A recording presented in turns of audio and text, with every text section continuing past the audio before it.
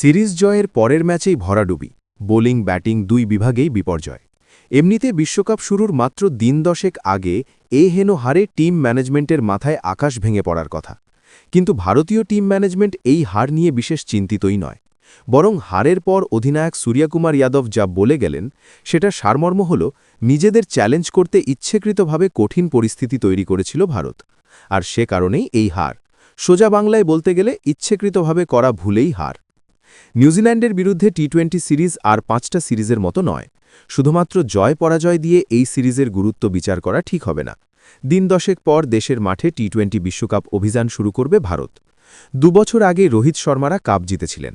চ্যাম্পিয়নের tag নিয়ে টুর্নামেন্টে নামা সবসময় চাপের, তার উপর আবার ঘরের মাঠে বিশ্বকাপ।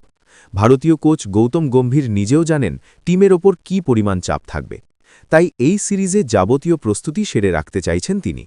সে কারণেই নিজেদের চ্যালেঞ্জের মধ্যে ফেলতে চাইছিল টিম ইন্ডিয়া। সেটাই বলে গেলেন সূর্য। ঈশান কিষান চোটের জন্য এই ম্যাচে খেলেননি, হয়তো বিশ্বকাপের কথা মাথায় রেখেই কোনো ঝুঁকি নেওয়া হয়নি। তার বদলে দিব্যি শ্রেয়াস আইয়ারকে খেলানো যেত। চমকপ্রদভাবে টিম ম্যানেজমেন্ট সেটা না করে একজন ব্যাটারের বদলে অতিরিক্ত একজন বোলার খেলালো। ফলে এক ব্যাটার কমে গেল। দিনের শেষে সেটাই আত্মঘাতী হয়ে গেল।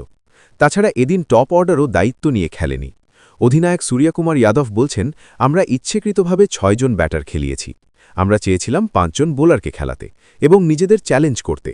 সূর্যা বলছেন, ধরুন আমরা 200 বা 180 রান তাড়া করছি। আমরা যদি দ্রুত 2-3 উইকেট হারিয়ে ফেলি তাহলে কেমন হতে পারে পরিস্থিতি, সেটাও দেখতে চেয়েছিলাম। দিনের শেষে হারতে হলেও সেটা কোনো ব্যাপার নয়। আসলে বিশ্বকাপের আগে দলে থাকা সব ক্রিকেটারকেই সুযোগ দিতে চাইছে ম্যানেজমেন্ট। তাতে সিরিজে নিয়ম রক্ষার ম্যাচ যদি হারতে হয় তাতেও বিশেষ যায় আসে না। সেটাই এক প্রকার বুঝিয়ে দিলেন সূর্যকুমার যাদব।